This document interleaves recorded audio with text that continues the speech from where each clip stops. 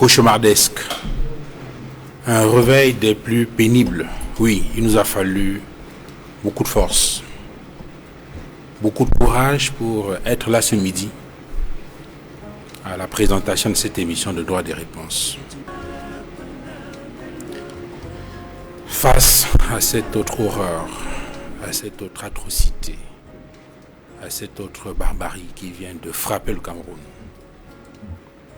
cette date du samedi 24 octobre 2020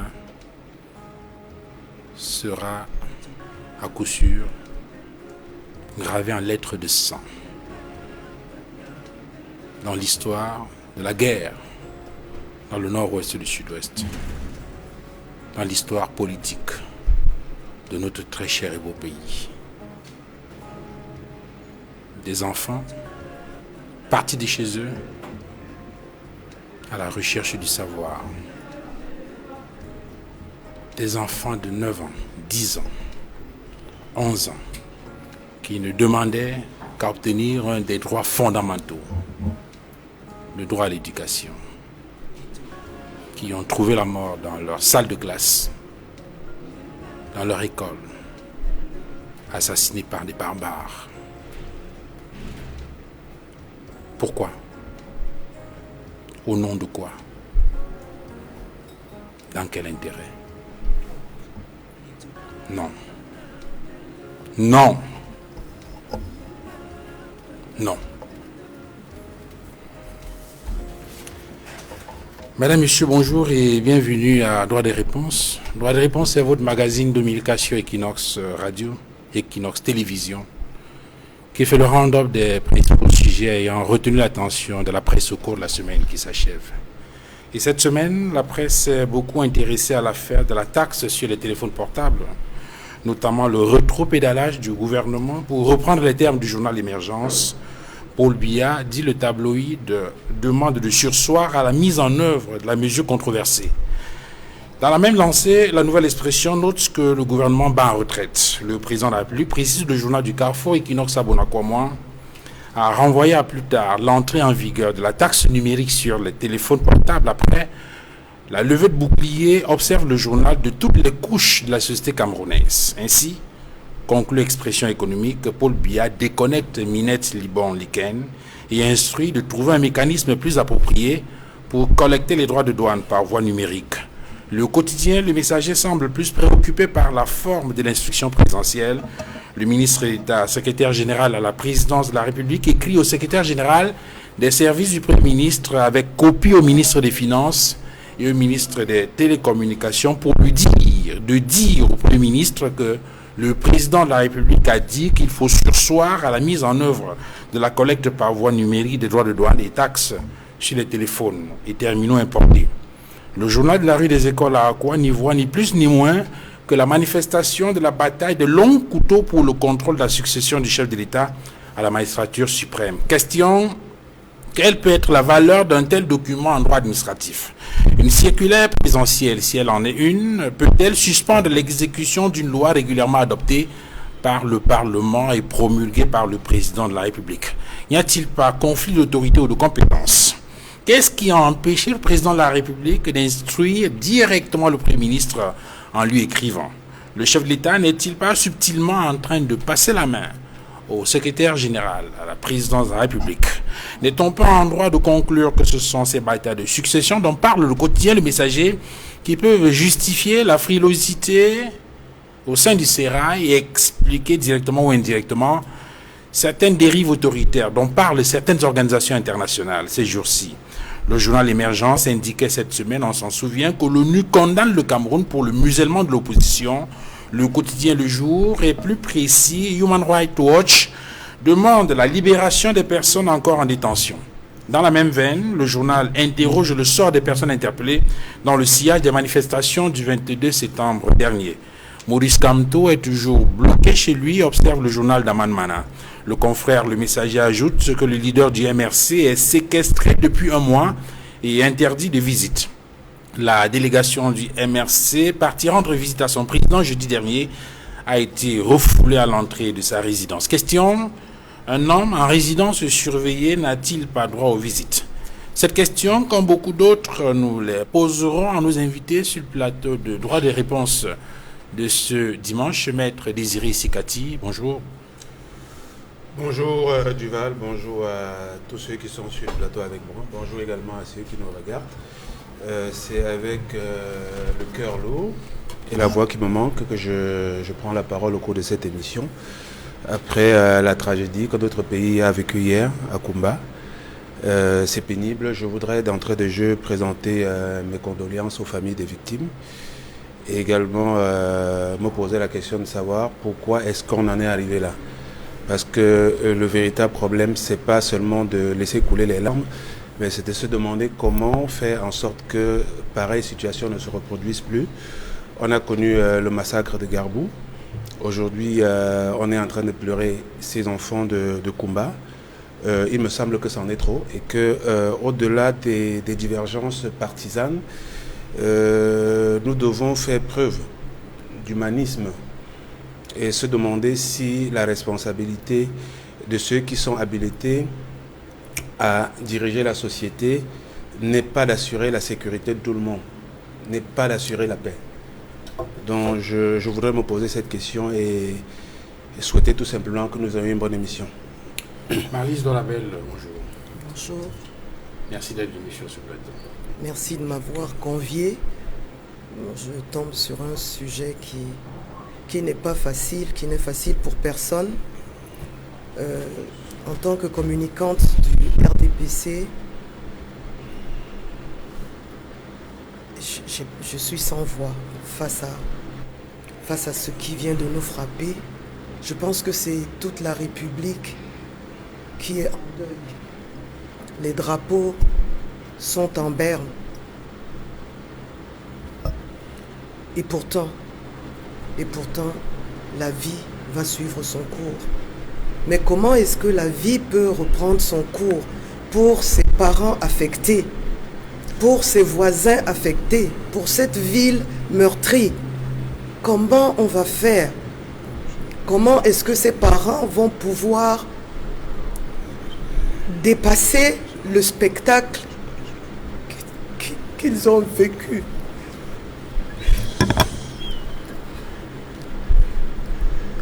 Comment si j'étais le chef de ce plateau, j'aurais souhaité qu'on n'ait que ce seul sujet, parce que pour faire ce deuil, il va nous falloir beaucoup de moments, beaucoup de pourquoi. Et surtout, dit Maître Sikati, comment arriver à arrêter ce qui se passe actuellement dans notre pays. Maryse Dolabel, vous êtes militante du RDPC. J'introduis également sur ce plateau Maître Moustapha Ngwana. Bonjour. Bonjour Duval, bonjour à vos nombreux téléspectateurs.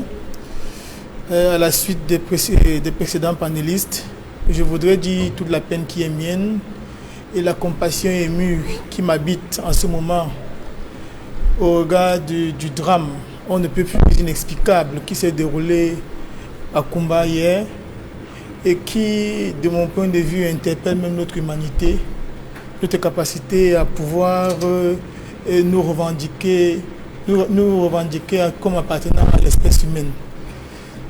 On ne peut plus grave.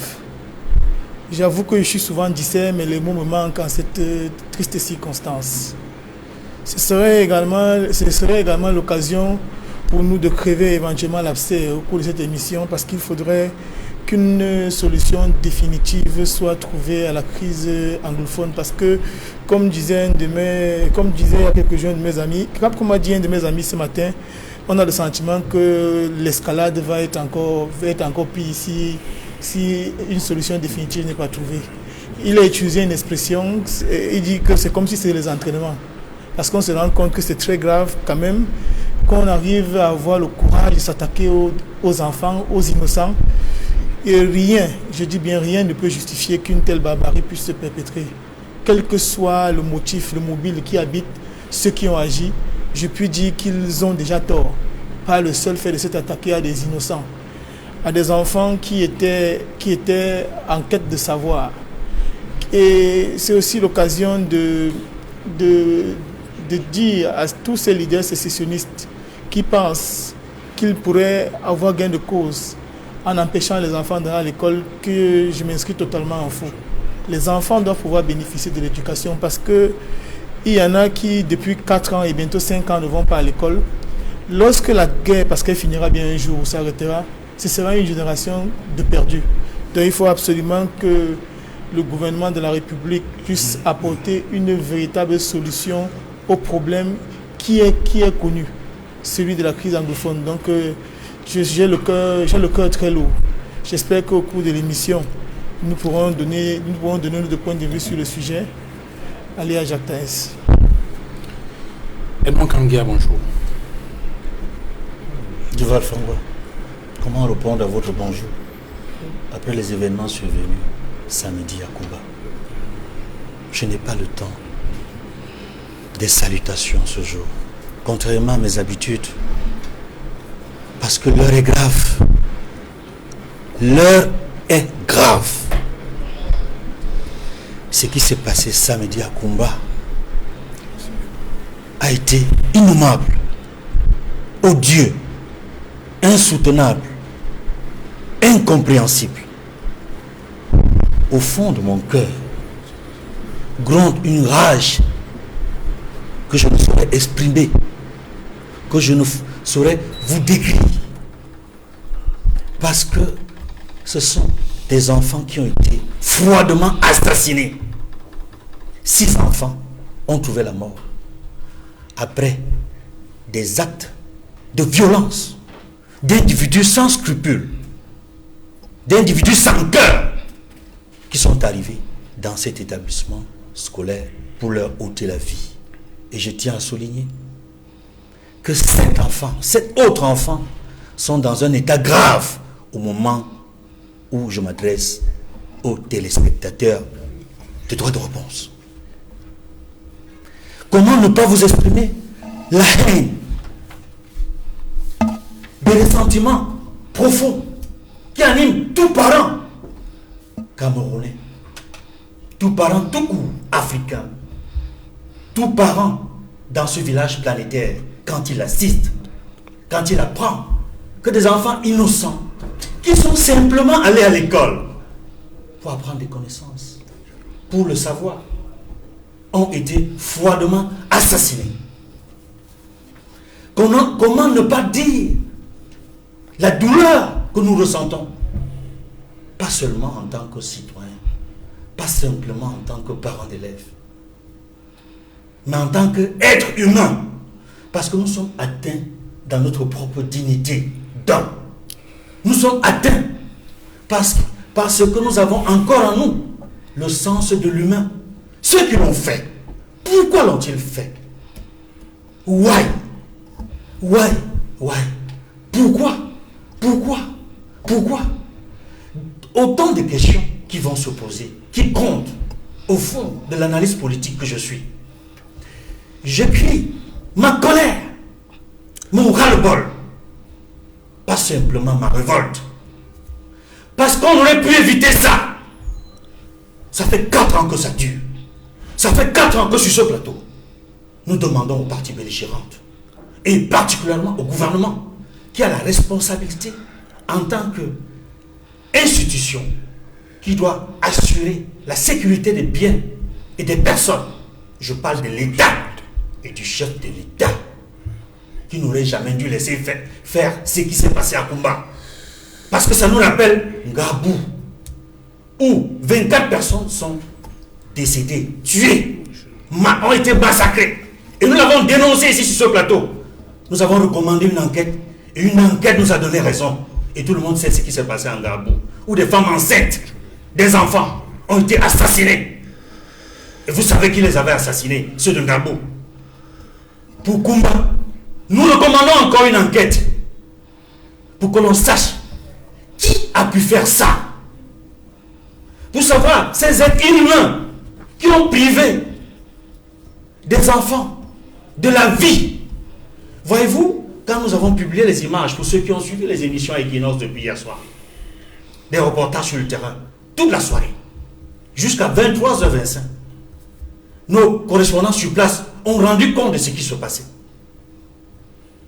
Nous n'avons vu aucun ministre de la République. En tout cas, on n'a pas vu le ministre des enseignements secondaires. On n'a pas vu le ministre de l'éducation de base. On n'a pas vu le gouverneur de la région du Sud-Ouest. On a certes vu quelques autorités. Mais que valait la présence de ces autorités administratives face à ceux qui auraient dû être là? Nous savons ce qui s'est passé en France. Lorsqu'un enseignant a été assassiné, décapité, on a vu Emmanuel Macron au devant de la scène, tous les jours, jusque très récemment, dit non. Et le peuple français dit non. Nous sommes au Cameroun, nous ne sommes pas en France. Nous devons copier les bons exemples. Il faudrait que le gouvernement, l'État du Cameroun, soit un peu plus prompt à écouter le peuple camerounais quand il est dans le désarroi. Je disais bien, ça fait 4 ans que nous avons recommandé des solutions à ce qui se passe dans le nord-ouest et le sud-ouest. On ne nous a pas écoutés.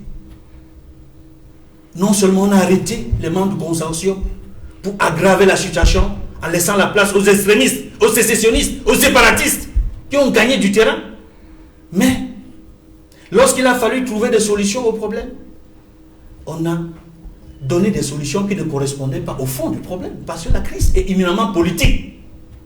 Pendant combien de temps les enfants innocents vont encore être assassinés dans le nord-ouest et le sud-ouest, en Garbou comme à Kumba? Combien de temps cela va durer? Il faudrait que des centaines et des milliers d'enfants soient assassinés pour que le gouvernement réagisse avec toute l'efficacité que cela convient. Non, je voudrais dire que la solution n'est plus, et n'a jamais été militaire. Parce que si la solution avait été militaire, on en serait sorti. On tourne en rond. Je voudrais dire, M. Fangwa, que je me demande si nous sommes encore dans un pays gouverné. Parce que quand on est dans un pays gouverné, cela ne peut pas se passer ainsi, de manière répétitive. J'ai mal du Val-Fangwa. Je voudrais dire qu'aujourd'hui, je n'ai pas eu le courage de regarder mes propres enfants en face. Parce que quand je les ai regardés avant de sortir ce matin, j'ai pensé à ces enfants assassinés. Ça aurait pu être les miens, ça aurait pu être les vôtres. Je comprends votre colère et votre cri de cœur, Edmond Kamgia. Et je le comprends d'autant plus que moi également, au-delà de ce que je fais, chez Equinox, je suis enseignant. Et enseignant au collège Liberman. Je me demande comment je regarderai ces enfants demain matin en arrivant à l'école. Donc là, j'imagine que j'aurais pu être là, devant eux, quand ces barbares sont arrivés pour assassiner ces enfants. 9 ans, 10 ans, 11 ans. Maître Moustapha Ngwana, il y a eu une Garbou le 14 février 2020. Une vingtaine de personnes, dont une femme enceinte, assassinée, brûlée. Aujourd'hui, il y a Kumba. Et entre-temps, il y a eu d'autres atrocités. Je ne voudrais pas rappeler le cas de l'assassinat d'un bébé appartenant à la nommée Martha. C'était le 20 mai 2020. Il y a le cas de cet enseignant, Olivier Wundai, qui a été décapité. C'était le 21 mai 2019.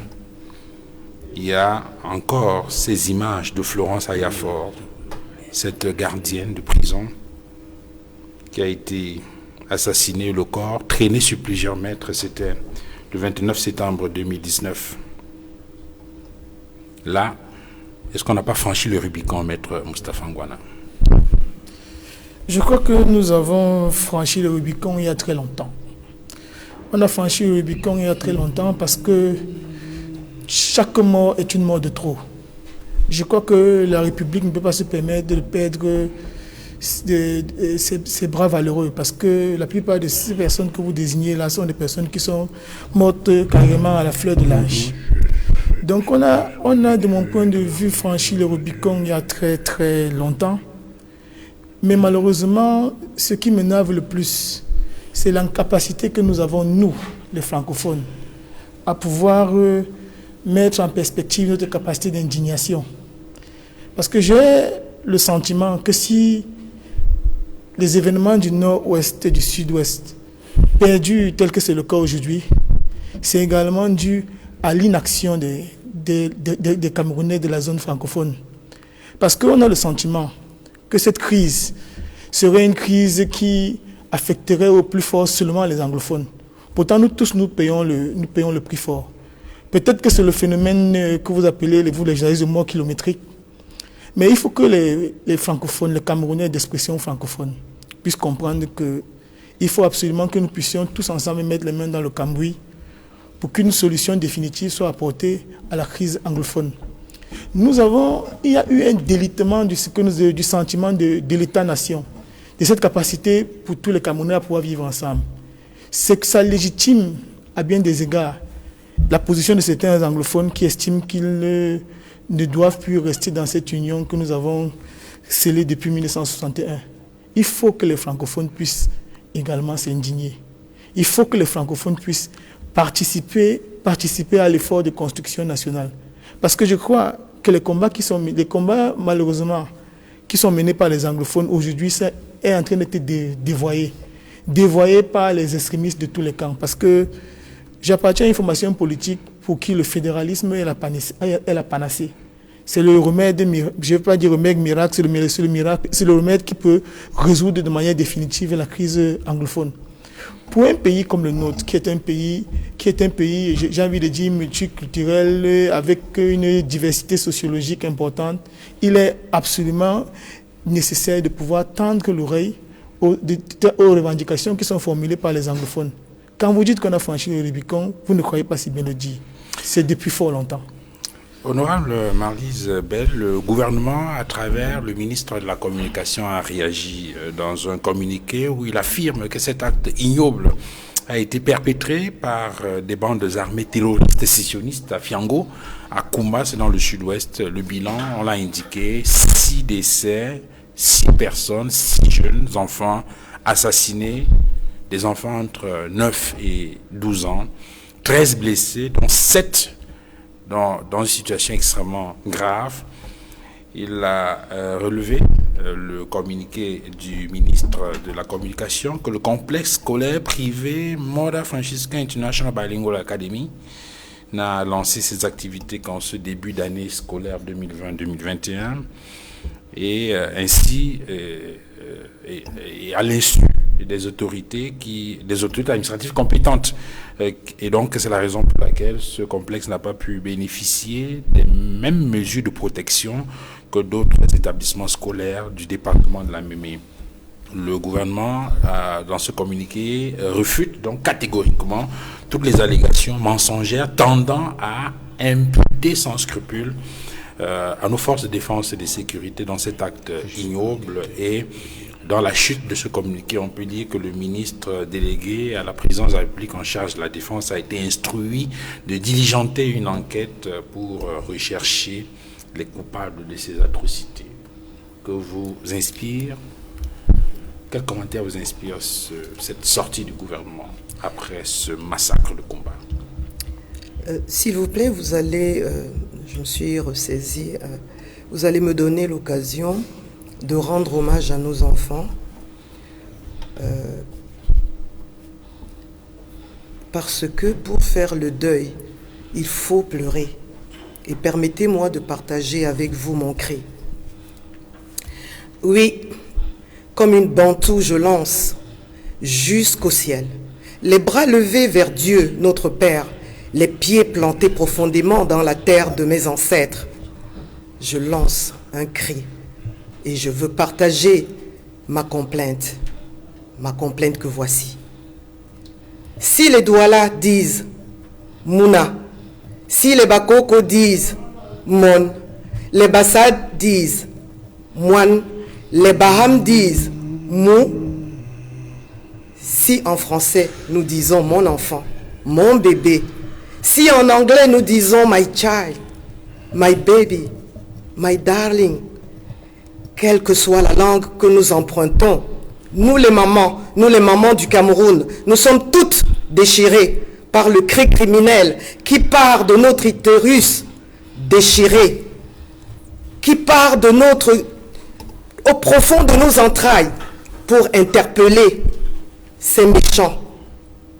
Mes petits-enfants, mes bébés, mes mounas, reposez en paix.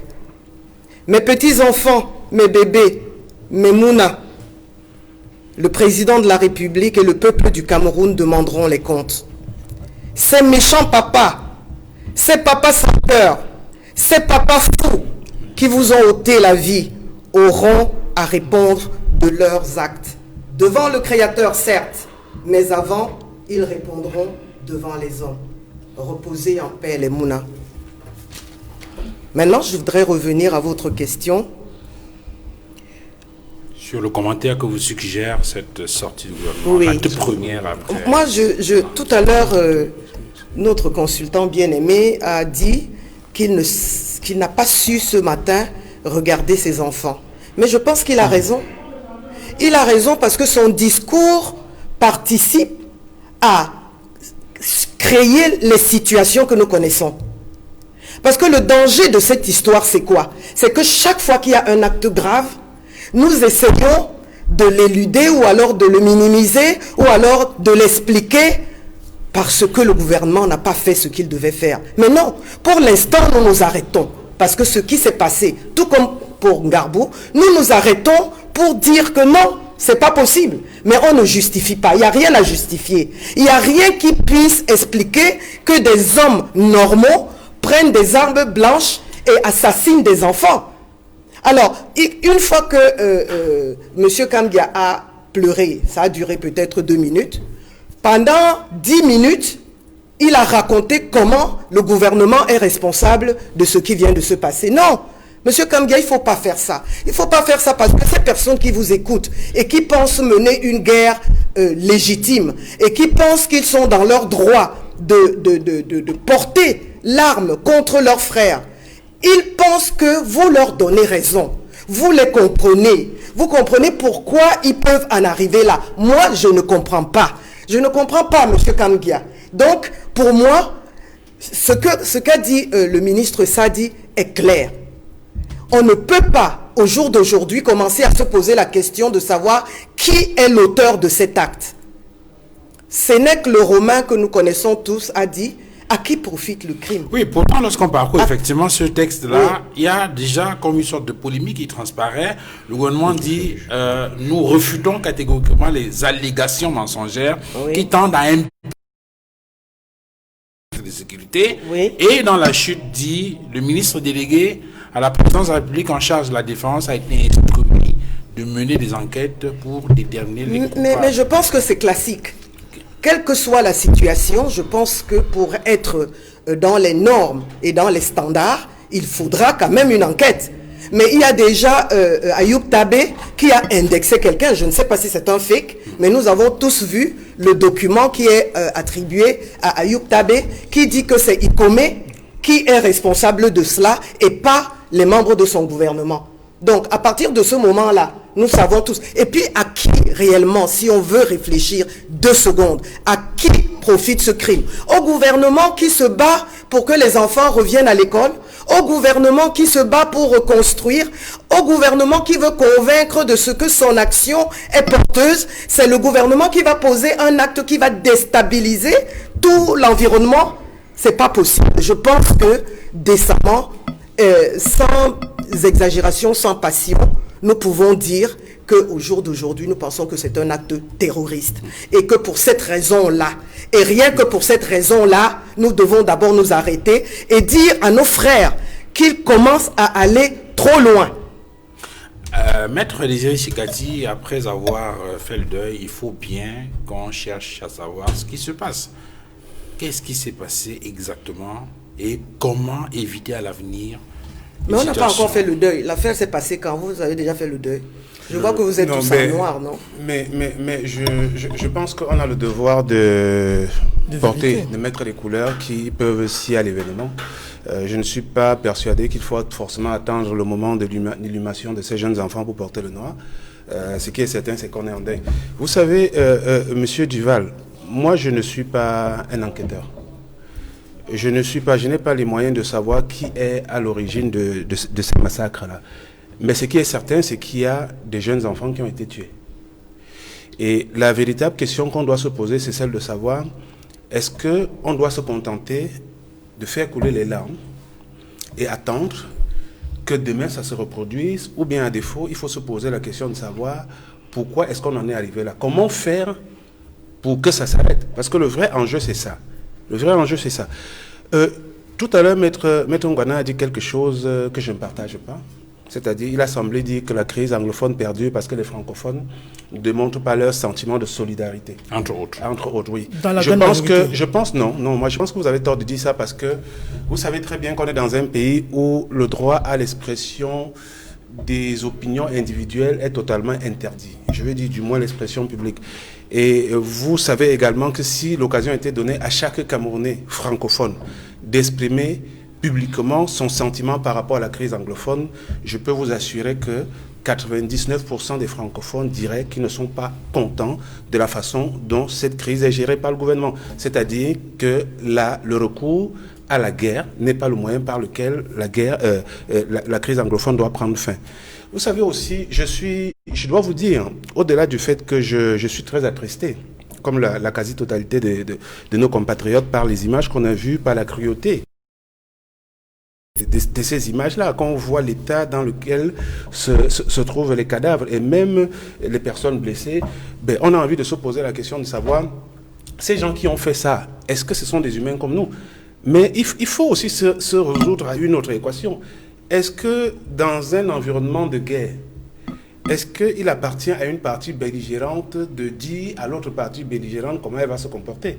Parce que quand j'écoute Madame Douala Bell, j'ai l'impression que elle pense que le régime a la possibilité de se positionner en conseiller armé des séparatistes. Dans toutes les guerres, on sait qu'il y a des dérives. Lorsque vous vous engagez déjà dans une guerre, sachez qu'il y aura des dégâts collatéraux importants. Donc la meilleure chose qu'il faille faire, c'est d'éviter la guerre. Lorsque la possibilité de régler la crise autrement se présente. Vous savez, moi je suis révolté.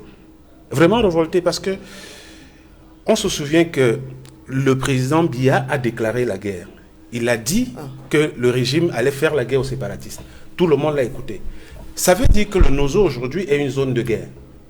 Mais la question que je me pose, c'est comment ça se fait que l'on autorise les enfants à retourner à l'école sans s'assurer que l'armée a les moyens de protéger ces enfants-là dans les écoles? Non, mais attention, il y a la réponse à votre question dans le communiqué du gouvernement. Non, il y a pas... Laissez-moi finir, s'il vous plaît. Je vais juste vous relancer, vous allez... Non, laissez-moi finir parce que justement, je devais en venir. Okay. Lorsque j'écoute monsieur le ministre de la Communication dire que le gouvernement n'était pas au courant de l'existence de cette école, moi, je suis vraiment ahuri. Parce que le processus de création d'une école au Cameroun est connu. Il y a des agréments qui sont délivrés. S'agissant d'un établissement d'enseignement primaire, il me semble, il y a des agréments, en tout cas que ce soit primaire ou secondaire. Il y a une autorisation de création, il y a des agréments, des autorisations. Puis une autorisation de fonctionnement. Il y a des autorisations administratives qui sont délivrées par les autorités administratives. Ça veut dire que je vois mal les responsables de cet établissement scolaire qui est situé à Kumba commencer à exercer sans que le délégué départemental de la MEME soit au courant. Et en plus, l'établissement moderne Francisca se trouve pratiquement en plein centre-ville de Kumba. L'école a repris au début de ce mois. Ça veut dire que ça fait pratiquement 3 semaines que les enfants vont à l'école. Je suppose que les membres du gouvernement, du moins les ministères en charge de ce département-là, n'étaient pas au courant de ce que l'école avait ouvert, mais il me semble quand même que après 3 semaines, lorsqu'une école, même clandestine, ouvre, tout le monde au courant. On a souvent vu des décisions du ministre des enseignements secondaires, de l'éducation de base, qui fermaient certaines écoles après la rentrée. Donc, le ministre de la Communication veut nous faire croire que cette école était une école clandestine. Et c'est pourquoi je dis ça, c'est du sadisme. C'est-à-dire vouloir à tout prix se justifier dans toutes les circonstances. Nous savons tous que dans une zone de guerre, les activités ne peuvent pas se dérouler de façon normale. Et nous savons également qu'en dépit des capacités de l'armée camerounaise, il n'est pas possible de mettre un militaire ou bien un policier derrière chaque citoyen.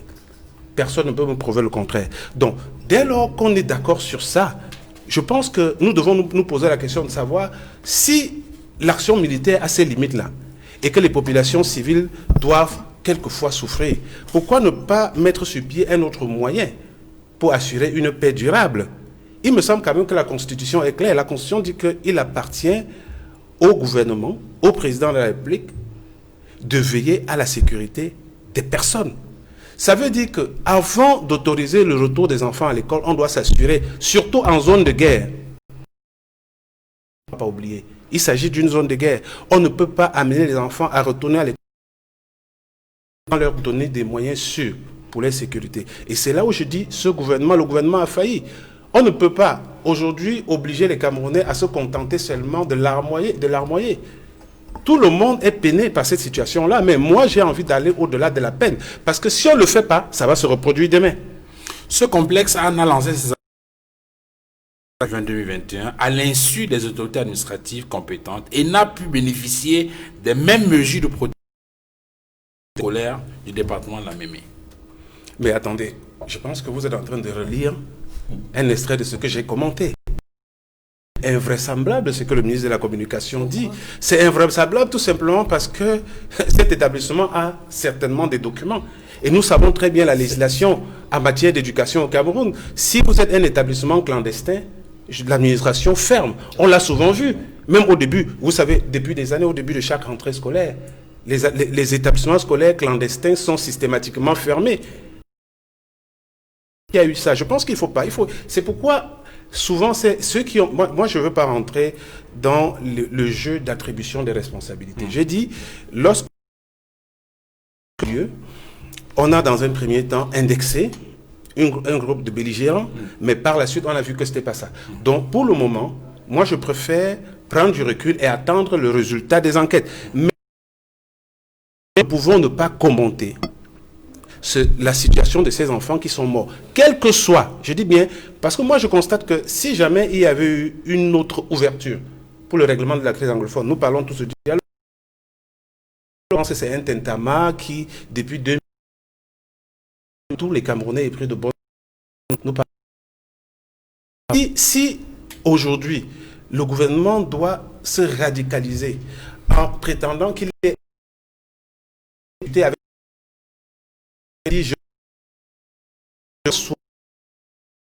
son droit de se braquer contre les propos viables en termes de sécurité des personnes et des biens. Parce que se dialoguer avec des gens, alors qu'en retour, vous n'êtes pas capable d'assurer la sécurité des personnes qui coûtent des exactions de la guerre, je pense que le gouvernement n'est pas en train de faire son travail. Edmond Kamgia, je ne sais pas des autres réactions du gouvernement à travers le ministre de la Communication, porte-parole du gouvernement. Il y a eu d'autres réactions, notamment des représentations diplomatiques de l'Union africaine. Il y a l'ambassadeur de France au Cameroun qui a réagi.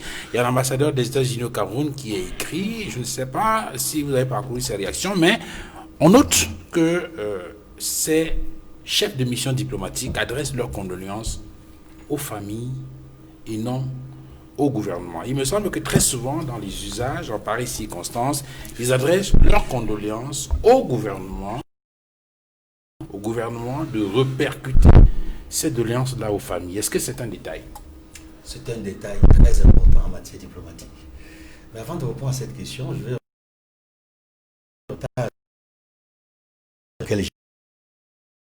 première sortie quand j'ai dit que la crise n'est et ne sera jamais militaire, la crise anglophone. C'est parce que je pense que nous avons affaire à un problème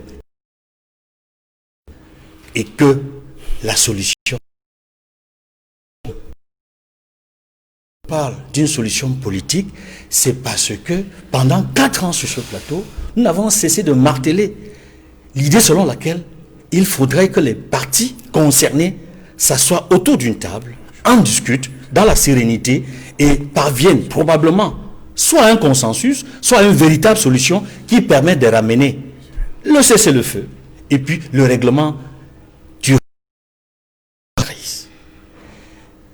Pourquoi l'aspect politique? C'est parce que nous savons tous, après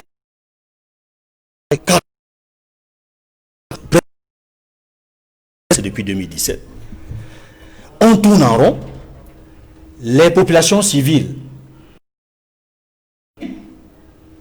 y compris qui sont protégés par les conventions de Genève, notamment la convention sur la protection, n'est-ce pas, des personnes en temps de guerre, y compris ceux qui sont concernés par le statut de réfugiés. Parce que nous avons des Camerounais, à cause de la guerre, qui se retrouvent réfugiés au Nigeria. Et nous avons même des personnes déplacées, plus de 800 000, environ 1 million, qui sont déplacées sur le territoire du Cameroun et dans les 8 autres régions du Cameroun. Il faut savoir que ces personnes ont besoin d'être assistées et soutenues au jour le jour par le gouvernement de l'État du Cameroun. Les personnes déplacées comme des réfugiés. Maintenant, pour sortir de cet aspect-là, en disant qu'il y a eu, parce que je ne réponds pas encore à votre question, hein, je termine sur ma chute pour dire que la crise est politique, il faut une réponse politique, et nous avons cru à un moment donné que le gouvernement avait compris, après les sorties répétitives du secrétaire général de l'ONU, Antonio Guterres, notamment celle de mars, celle de juin, et puis tout récemment, à la des Nations Unies, à la session qui s'est ouverte en septembre, qui continue en les États sont intervenus, les différents pays sont intervenus. Antonio Guterres, parce qu'il avait donné 90 jours à l'armée. Et le Cameroun en fait partie. Pour que les partis belligérants, les gouvernements et les partis rebelles, ou opposition armée, ou opposition, ou sécessionnistes, s'asseient autour d'une table pour trouver un cessez-le-feu. C'était une pause humanitaire durable. Et le Cameroun n'a pas pu, dans les 90 jours, trouver le cessez-le-feu. Et le Cameroun a une chance que vient d'offrir récemment le secrétaire général de l'ONU. Il a dit, compte tenu du fait que tous les pays n'ont pas pu obtenir un cessez-le-feu, il a donné jusqu'à la fin de l'année à tous les pays, y compris le Cameroun, parce que c'est le Cameroun qui fait partie du viseur aujourd'hui des Nations Unies. Il y a plusieurs pays, mais j'ai dit le Cameroun. D'accélérer les mécanismes qui sont mis en place pour effectivement obtenir cette paix-là dans les délais, les nouveaux délais. Dans les nouveaux délais, parce que les nouveaux délais, c'est jusqu'à la fin de l'année. Et le Cameroun, le gouvernement avait pourtant pris des contacts préliminaires. Le 2 juillet dernier, avec les leaders sécessionnistes, parmi lesquels Ayuk Sisikou et ses camarades qui se trouvent à la prison principale de Kondengui, et d'autres personnes qui se trouvent à la prison centrale de Kondengui. Nous avions cru, et nous avions même applaudi, en croyant que ces contacts allaient se poursuivre, et qu'on parviendrait à un cessez-le-feu auquel on n'est pas parvenu. Maintenant, permettez-moi de répondre à votre question. Assez rapidement. Sur l'explication des usages diplomatiques, des communiqués qui sont parvenus, qui sont en train de parvenir là. Les pays occidentaux, les pays amis, sont en train de réagir en adressant leurs condoléances. Et la plupart d'entre eux adressent leurs condoléances uniquement et exclusivement aux familles éplorées et non pas au gouvernement. Les usages veulent que non seulement ces pays amis, dans leur communiqué, adressent leurs condoléances aux familles concernées, aux familles éplorées, à la nation camerounaise, mais aussi au gouvernement. Et j'observe que la plupart de ces communiqués montrent que ces pays n'ont pas pris le soin d'adresser un mot de compassion ou une pensée pour le gouvernement. Ils l'adressent exclusivement pour les familles. Ça signifie quoi? Ça signifie en diplomatie que ces pays amis qui ont fait ces communiqués ne partagent pas la politique du gouvernement en relation avec le règlement de la crise concernée. Ces pays amis qui, pour la plupart, ont donné des conseils, ont fait des recommandations, ont attiré l'attention du gouvernement camerounais sur la nécessité d'un dialogue politique inclusif et dont les parlements concernés ont même fait des résolutions dans le sens de poursuivre le dialogue commencé au Palais de Congrès Yaoundé il y a un an par des véritables rencontres inclusives permettant à toutes les parties de se retrouver dans un cadre où les parties concernées notamment, parce que jusqu'à présent, ceux qu'on considère comme les commanditaires des sécessionnistes n'ont pas véritablement été associés aux discussions parce qu'ils n'ont pas bénéficié de ce qu'ils attendaient. Et Aïe Sissoko, au sortir de la rencontre du 2 juillet dernier, avait évoqué la possibilité d'une amnistie pour que ceux qui sont derrière dans la diaspora puissent discuter également avec le gouvernement. On a tenté quelque chose en Suisse, ça n'a pas prospéré. C'est pour dire qu'en réalité, pour répondre définitivement à votre question, les pays amis ne sont pas contents de la manière dont le gouvernement gère la crise anglophone. Alors, Maître Moustapha Ngwana, il y a eu une réaction du gouvernement à travers la sortie du ministre Sadi. Il y a eu ces réactions des chefs des missions diplomatiques accrédités dans notre pays, mais il y a eu également des réactions des hommes politiques. Nous en prenons quelques-unes. Cabral Libi expériment fou pour penser que l'État peut fléchir, que les institutions d'un pays peuvent s'arrêter de fonctionner parce que les terroristes sèment l'horreur. Il va plus loin en indiquant que l'État doit prendre ses responsabilités avec une fermeté à la mesure de l'horreur. La réaction de Joshua aussi, premier vice-président national du SIF, je condamne fermement cet acte odieux qui ne doit pas rester impuni. Les auteurs sont connus, leurs complices et ceux qui entretiennent cette sale guerre aussi. La protection de nos écoles par les forces de défense et de sécurité est un impératif qu'il aurait fallu mettre sur pied avant l'ouverture des écoles. Le gouvernement doit prendre ses responsabilités.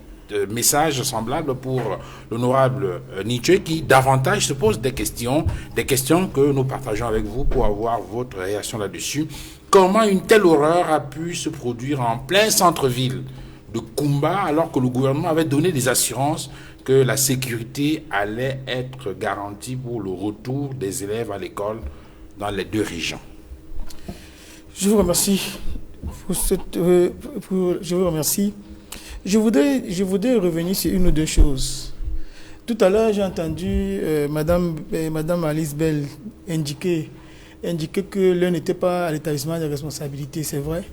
Mais il faut regretter une chose, c'est la tendance quasi pathologique du gouvernement à toujours vouloir refuter sa responsabilité sans qu'il y ait eu un examen préalable. C'était le cas dans l'Eskrem Nord, c'était le cas en Gabou, c'est également le cas aujourd'hui. Je n'ai pas une boule de cristal, je ne veux pas accuser le gouvernement, mais je pense qu'avec le temps, le gouvernement de la République doit apprendre à agir avec de la circonspection. Parce que très souvent, et c'est malheureux de le dire, on se retrouve dans des situations où les responsabilités sont parfois là où on ne s'y attendait pas du tout. La deuxième chose également, c'est à mon confrère Désiré Sikati. Je veux dire, aucun gouvernement ne gagne une guerre contre ses populations. On peut pas, c'est un fait qui est incontestable. Les anglophones ont une culture de la revendication que nous, les francophones, n'avons pas. En 2016, nous avons assisté à des marches, à une déferlante. Il y avait des revendications qui étaient légitimes. Même nous qui étions avocats, nous n'avons pas soutenu nos confrères anglophones au moment où il le fallait. Et cela ne s'explique pas depuis la manière avec laquelle nous avons été colonisés. Je pense que si les francophones, je le dis et je le remartèle, avaient mis véritablement les mains dans le cambouis, on aurait eu une situation complètement différente. Une autre guerre, si vous voulez dire. Je ne veux pas dire une autre guerre. Cette fois-ci, exposer surtout le Cameroun. Je ne veux pas dire une autre guerre. Puisque la stratégie du régime, c'est de faire la guerre à ceux qui revendiquent. Non, écoutez, il y a des marches qui sont organisées même par la formation politique à laquelle vous appartenez. Le problème, c'est que nous n'avons pas de masse critique. Si nous sortons 500 000 personnes, je vous assure qu'il n'y aura pas moyen de tirer sur qui que ce soit. Les anglophones sont plus prompts à sortir que nous. Ils sont plus prompts à revendiquer que nous. Et c'est ce que je dis, c'est ce que je leur envie et que j'estime que nous, les francophones, n'avons pas et que nous devons absolument copier pour que nous puissions sortir le Cameroun du bourbier dans lequel nous sommes. Sauf que vous reconnaissez vous-même que c'est un héritage colonial, maître. C'est un héritage colonial, mais dont nous devons pouvoir nous dépêtrer. Nous devons pouvoir nous dépêtrer. Je vous en prie, vous pouvez me poser votre question. Alors la question porte sur cette préoccupation honorable de Nietzsche qui ne comprend pas comment, en plein centre-ville de Kumba, on peut assister à une telle horreur alors que le gouvernement avait donné des assurances que la sécurité allait être garantie pour le retour des élèves à l'école. Vous savez, de manière générale, notre gouvernement est le champion des effets d'annonce. C'est-à-dire que si on écoutait le gouvernement de la République, on devrait organiser la Coupe d'Afrique en 2019. Il ne faut pas être surpris que les annonces soient faites et que les dites annonces ne soient pas suivies d'effets. Nous assistons malheureusement à un navire qui n'a plus de capitaine. Parce qu'en réalité, les gens font des déclarations, ils font des annonces, mais malheureusement, les annonces ne sont suivies d'aucun effet. Vous pouvez vous rendre compte que c'est en pleine, ce n'est pas une école qui est dans un coin reculé de la Mémé, c'est une école qui est en plein centre-ville. C'est la preuve de ce que la sécurité qui est en scandée n'est que purement déclaratoire. Donc, en réalité, c'est une autre manifestation de l'incapacité de ceux qui nous gouvernent à pouvoir apporter des solutions viables, fiables aux problèmes que connaît notre pays. Donc, s'il s'agit seulement de déclarations, nous en aurons chaque jour un peu plus. Et malheureusement, on sera obligé de faire face à la réalité qui est celle de la non-gouvernance. Parce qu'aujourd'hui, les gens parlent de mal-gouvernance, mais en réalité, nous assistons à une autre réalité qui est la non-gouvernance, parce que nous sommes incapables d'être sur... C'est-à-dire qu'on ne connaît pas la question sur laquelle le gouvernement de la République est attendu et pour laquelle il a réagi avec promptitude et dans les délais qui permettent de pouvoir anticiper sur les événements et apporter des solutions définitives. Donc c'est de ça qu'il est question. Maryse Zorabel, lorsque on parcourt ces réactions de ces hommes politiques qui, pour l'essentiel, tous sont dans l'opposition, que ce soit Cabral Libye, Joshua aussi ou l'honorable Nietzsche, on voit très bien que dans la chute de leur texte, ils disent l'État, je reprends, Cabral Libye dit l'État doit prendre ses responsabilités avec une fermeté à la hauteur de l'horreur. Joshua aussi dit le gouvernement doit prendre ses responsabilités. L'honorable Nietzsche, après les questions qu'il pose, dit la responsabilité de ce régime est formellement établie et il faudrait, enfin il dit il y en a marre. Lorsqu'on pense que l'État doit prendre ses responsabilités, de votre point de vue, comment vous comprenez cela? Il s'agit de faire quoi précisément? D'abord, ce sont des déclarations attendues. C'est l'histoire des maîtresses qui attendent que l'épouse légitime quitte la maison pour arriver. Vous n'allez pas attendre de ces personnes une analyse avec le sceau de l'objectivité. Non, c'est subjectif. Un manque de pertinence, réaction. Non, moi je dirais pas un manque de pertinence, je dirais plus, parce que c'est déjà au niveau de l'intention. Au niveau de l'intention, il faut vendre au peuple camerounais que le Cameroun n'est pas gouverné, il est mal gouverné, etc., etc. C'est normal, c'est leur job. Ils essayent de trouver l'issue pour leur permettre d'accéder au poste de président de la République et de gouverner le Cameroun. Je pense que c'est ça la mission des partis politiques. Mais maintenant, quand on regarde ce qui s'est passé, si on veut raisonner sur le plan statistique, combien d'écoles ne sont pas gardées dans le NOZO et combien sont gardées? Parce que c'est sur cette base-là que nous pouvons dire si le gouvernement n'a pas fait son travail ou a fait son travail. La communication du ministre, monsieur le ministre Sadi, dit clairement et répond à votre question quand on dit mais comment se fait-il qu'on ait déclaré que pour faciliter ou pour sécuriser la rentrée scolaire, on va protéger les établissements scolaires et il se trouve que voilà un établissement scolaire qui n'était pas... Et le ministre vous donne l'explication en disant que voilà un établissement qui n'était pas en règle. Et on peut imaginer la chose suivante. Pour qu'on poste ou qu'on affecte les éléments de la police ou de la gendarmerie dans un établissement, j'imagine qu'il y a un registre qui dit qui est établissement. Et c'est en fonction de cela que la ventilation de ce personnel de sécurité est faite. Si une école n'existe pas... On parle d'une école là qui est en plein centre. Oui, mais attendez, vous avez des centres de santé ici à Douala, en plein centre-ville, où les gens s'amusent quand même à être dans l'irrégularité. C'est pas vous êtes Camerounais ou vous êtes Tchadien. Mais Maryse Belle, on voit quand même, lorsqu'il s'agit d'une école, on voit quand même des élèves qui chaque matin mettent une tenue. Oui. Non, attendez, excusez-moi, vous le dites comme ça simplement. Parce que souvent, on interpelle, il arrive qu'on interpelle cette école. Les dirigeants de l'école se présentent. Ils trouvent plein d'arguments pour expliquer pourquoi ils ne sont pas en règle. On leur donne, ok, on vous donne quelques temps pour vous mettre en règle. Mais pendant ce temps, ils ont peut-être déjà perçu les frais de scolarité et tout, et les parents attendent... Oui, mais en attendant, qu'est-ce qu'on fait? On doit quand même assurer la sécurité de ces enfants-là. On peut toujours être au paradis.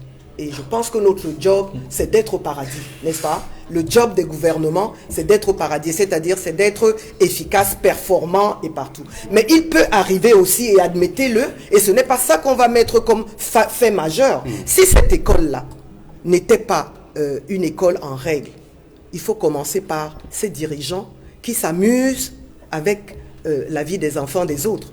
Il faut également interpeller ces parents qui, bon, on peut leur trouver des circonstances atténuantes parce que l'offre scolaire peut être... Au regard du contexte. Voilà, peut être pauvre. Et donc, ils vont là où ils trouvent des bancs et quelques maîtres. Mais un parent doit aussi s'assurer que son enfant va dans un lieu sécurisé. Une école qui n'est pas reconnue par l'État du Cameroun ne doit pas avoir d'élèves. Bon, maintenant, ça nous est arrivé à nous tous. On va simplement dire la chose suivante. La guerre, parce qu'effectivement, c'est la guerre, c'est le terrorisme, voilà, c'est le terrorisme, ce n'est même pas une vraie guerre, c'est le terrorisme, parce que dans une guerre, il y a des armées bien identifiées, avec des tenues, avec une organisation stratégique au sommet, et puis les soldats en bas, etc. Là, on ne sait pas, c'est une nébuleuse, comme on l'a souvent dit. Donc c'est une guerre compliquée. Ce n'est pas une guerre facile. Et si elle était facile, je pense qu'on l'aurait déjà arrêtée.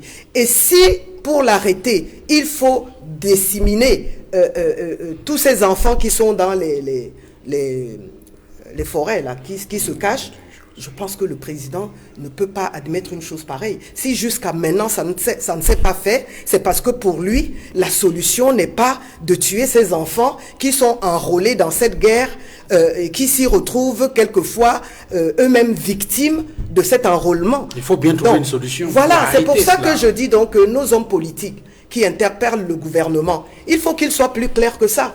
Parce que c'est facile à dire, c'est facile de dire que oui, il faut que le gouvernement prenne ses responsabilités. Alors, qu'il nous fasse aussi des propositions qu'on voit. Parce que leur proposition, c'est se mettre autour d'une table. On ne sait pas à quel niveau ces tentatives de négociation sont rendues.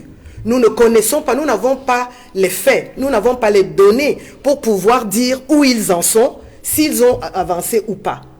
Mais je voudrais profiter de ce que j'ai le micro pour interpeller Ayoub Tabé, pour lui dire la chose suivante. Vous avez beaucoup cité ce dimanche. Oui, Ayoub Tabé, j'étais quand même dans le comment dirais-je, le collège qu'il a recruté à la Sonnelle. Donc c'est quelqu'un que je connais personnellement. Oui, je le connais personnellement. Et souvent je me suis interrogé s'il est capable d'autant d'atrocités. Je ne le vois pas. Je ne crois pas. J'ai l'impression que actuellement ils sont débordés par des groupes plus radicaux, plus sauvages, qui sont prêts à aller jusqu'au bout. Et je soupçonne aussi que le Conseil de sécurité annoncé soit aussi peut-être un argument qui peut justifier que les belligérants, que les terroristes aillent aussi loin. Parce que quand ils vont aussi loin, ils irritent donc la communauté internationale et ils espèrent qu'au moment où siégera le Conseil, cette question sera abordée peut-être. Mais je dis qu'ils ont tort. Ils ne prospéreront pas. Ce n'est pas comme ça qu'eux non plus pourront prospérer. Maître Désiré Sikati, on a entendu beaucoup de réactions genre il faut que le gouvernement prenne ses responsabilités. Nous avons tous répertorié tout ce qu'il y a eu pratiquement comme horreur dans cette partie du pays depuis que cette sale guerre a commencé il y a pratiquement 3 ans, depuis que cette crise anglophone a démarré en 2016. Il s'agit de faire quoi exactement? Dès demain, qu'est-ce qu'il faut faire de votre point de vue pour qu'on ait l'assurance ou la garantie qu'on n'aura pas un autre combat demain, comme on a eu une garbouillère? Mais déjà, quand j'écoute certains compatriotes qui demandent à l'État de prendre ses responsabilités, moi j'ai envie de leur dire que l'État a pris ses responsabilités depuis pratiquement 3 ans en optant pour la guerre. Du moins le régime de Yaoundé a pris ses responsabilités depuis 3 ans en optant pour la guerre. Donc qu'est-ce que en termes de guerre, qu'est-ce que le régime de Yaoundé peut faire qu'il n'a pas encore fait contre les séparatistes armés? Donc moi, il faut à un certain moment être capable d'évaluer, de faire le bilan d'une action, de savoir si ça a marché. Si ça n'a pas marché, il faut voir dans quelle mesure trouver d'autres solutions. Vous savez, quand j'écoute les gens du régime s'exprimer, j'ai l'impression que nulle part dans le monde, on a vu un gouvernement trouver une solution amicale avec un groupe armé. Regardez le Niger. Le Niger a connu pratiquement une situation similaire au Cameroun. À la fin, la guerre s'est arrêtée tout simplement parce que le gouvernement nigérien avait trouvé un accord de paix avec la rébellion Touareg. En Colombie, ce fut la même chose. Après pratiquement 30 ans de guerre. Et je dirais 50 ans. De guérilla, je dis bien, je le dis avec insistance. Avec les FARC. Plus, vous dites 50 ans de guérilla. Avec les FARC. Nous savons tous qu'il y a eu un accord de paix entre la guérilla et le gouvernement cubain qui a totalement mis fin au conflit armé. Donc, il ne faut pas qu'on ait le sentiment que le Cameroun serait une spécificité où le gouvernement serait humilié ou bien se rabaisserait dans la mesure où il rentrerait en négociation ou bien conclurait un accord avec un groupe séparatiste armé. Le gouvernement ne serait qu'en train de faire ce que d'autres ont fait. Avec les FARC, et ça a marché. Laissez-moi finir, s'il vous plaît. Et ça a marché.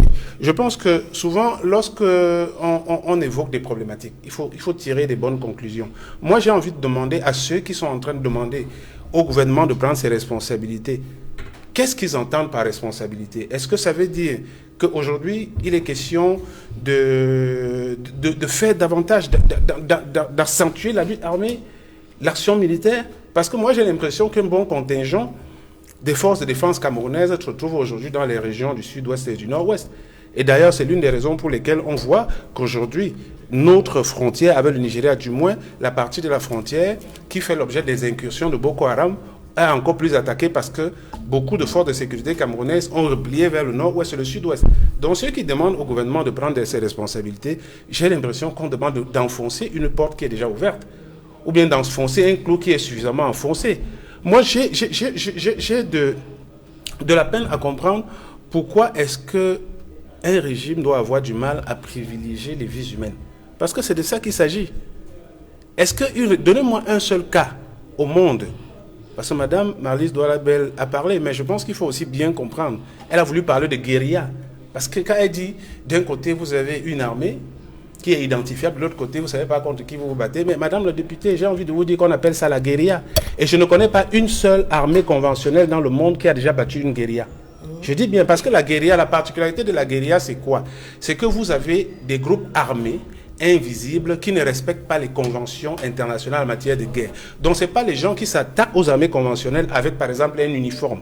Ils ne vont pas vous attaquer dans un combat frontal. Ils vont faire recours à des actes terroristes, s'attaquer à des civils parce qu'ils veulent faire le buzz et attirer, comme vous le dites, la communauté internationale.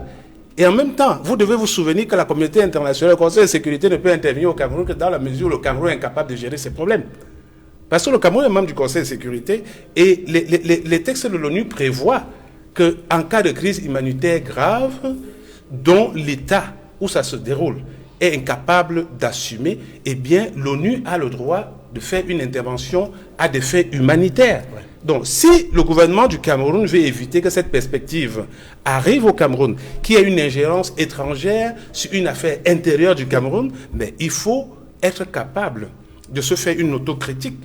Il faut être capable de mettre une dose d'humilité dans sa stratégie en acceptant de se mettre autour d'une table avec toutes ces personnes-là. On n'a jamais dit au gouvernement que le gouvernement doit aller concéder, parce que moi, je suis totalement opposé à la scission du Cameroun, doit aller se concéder l'indépendance de la partie anglophone aux séparatistes pour mettre fin à la guerre. Mais je pense que vous avez une mère de famille. Si vous avez un voisin avec qui vous ne parlez pas, le jour où vous vous rendez compte que la vie de votre enfant dépend d'un dialogue que vous allez ouvrir avec ce voisin-là, vous voulez me faire croire, madame, que vous n'allez pas discuter avec lui? Ben, soyons quand même raisonnables. Edmond Kamgia, nous avons partagé ici les réactions d'un certain nombre de leaders politiques, Cabral Libi, président national du PCRN, député à l'Assemblée nationale, l'honorable Joshua aussi, premier vice-président du Social Democratic Front et également député, mais il y a aussi un leader politique, notamment le président national du MRC, Maurice Kamto, qui visiblement est également très préoccupé par cette situation dans le nord-ouest et le sud-ouest. Et on se souvient que le président national du MRC a d'ailleurs pris une décision qui a donné le sentiment qu'il sacrifiait même ce que les partis politiques ont en termes d'essence, en décidant de ne pas aller aux élections parce que pour lui, la priorité était à la résolution de cette guerre dans le nord-ouest et le sud-ouest. Est-ce qu'avec les événements actuels, on n'est pas tenté de lui donner raison? Que la priorité au Cameroun aujourd'hui est le règlement de cette guerre, avant toute chose. Je voudrais d'abord dire un mot très rapide sur le communiqué du gouvernement, le communiqué du ministre de la Communication, où il laisse entendre que le gouvernement n'était pas au courant qu'il y avait un établissement à Kumba, de ce nom-là, à Kumba. Un établissement qui n'était pas connu, les institutions et tout. Moi, je crois que c'est une fuite en avant. Ça me rappelle un autre communiqué gouvernemental d'un autre ministre de la République. Lorsqu'un enseignant sorti de l'école normale supérieure qui donnait des cours de vacation, n'est-ce pas, en Colbison, a été poignardé par un élève, Madame Nalova a laissé entendre, au lieu d'adresser sa compassion, ses condoléances à la famille, elle a commencé par dire, mais monsieur, on l'avait affecté quelque part à l'ouest, dans le département du Nord. Il n'avait rien à foutre là-bas en Colbison. Mais en réalité, le communiqué de René Mazouin Sadi rappelle le communiqué également, la sortie de Mme Nalova en son temps, qui fuit les responsabilités et qui montre que le gouvernement est irresponsable quand il s'agit de la vie humaine des citoyens camerounais. Voyez-vous, ce sont des enfants qui ont été massacrés. La réponse d'un porte-parole du gouvernement, c'est de dire qu'on ne savait pas que cet établissement existait. Situé en centre-ville. On a vu comment l'établissement a été construit. On a vu comment l'établissement s'est mis à fonctionner. On a vu comment des enfants allaient, accompagnés par leurs parents, déposer les enfants dans cet établissement. Le gouvernement nous laisse entendre qu'il n'était pas au courant que cet établissement existait.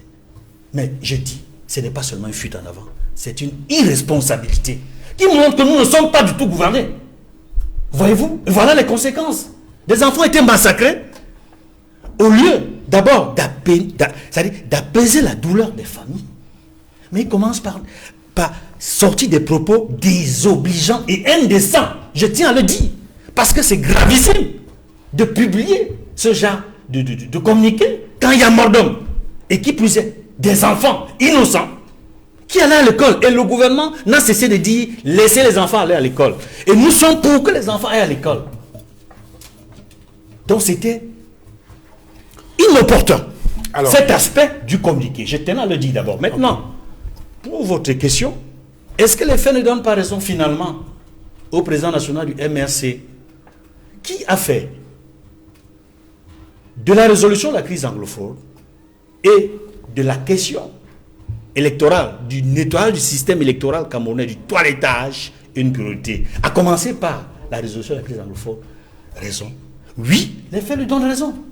Parce que s'il avait été écouté, si le gouvernement n'avait pas entrepris de régler les problèmes, toujours par la force, c'est-à-dire, j'ai le sentiment, depuis que la crise anglophone a commencé, le gouvernement privilégie la solution militaire, le recours à la force, au dialogue.